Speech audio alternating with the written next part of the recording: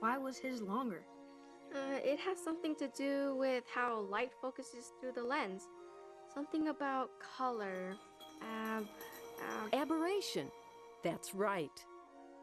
When you view a bright star or planet through a simple refractor, you see a colored ring of blue and yellow around its edges.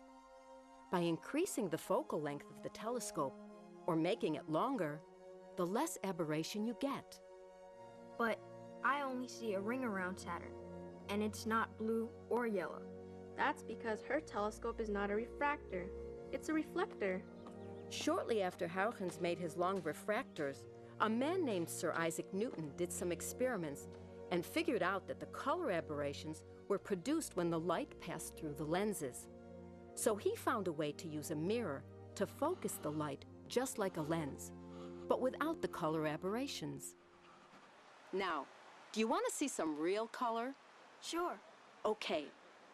I'll point the telescope over here to a pretty sight, Albireo A and B, a binary star system, which means these two stars appear extremely close.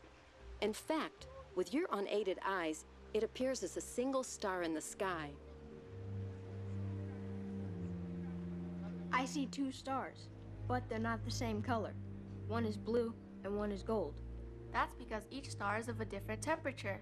I learned that last year. When you look at a candle flame, you see it go from blue near the wick to almost red at the top. Each color relates to the temperature of the flame at the point. The top of the flame, the red part, is hot, but the blue part is really hot. Right again! Newton was involved with figuring that out as well. Remember the light passing through the glass lens that created color aberrations? Well, Newton passed light through a prism and figured out the colors of the rainbow corresponded with different temperatures. The blue portion of the rainbow, or spectrum, is warmer than the red. So not only did Newton figure out how to build a telescope using a mirror as a lens, removing color aberrations, he also started the study of light, called spectroscopy. These unique discoveries are utilized on telescopes all over the world every night, even on the 10-meter mirror telescopes in La Palma and Hawaii. 10 meters?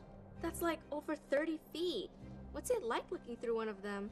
Astronomers don't look through telescopes that big. They use devices called detectors.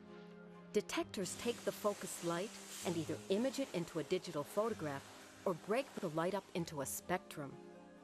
Now, a photograph can tell you a lot about an object, but a spectrum can reveal the unseen.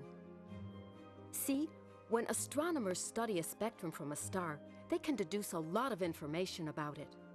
By comparing the observed spectrum to those created in a lab, they can tell how hot it is. They detect what elements are in the star's upper layers. They can also observe the star's apparent motion by how much the spectrum is shifted. Have you ever heard a siren from a police car or ambulance change its pitch as it drove by? Sure. What you heard was something called the Doppler effect, where the sound wave was compressed as it came towards you and then stretched as it went away.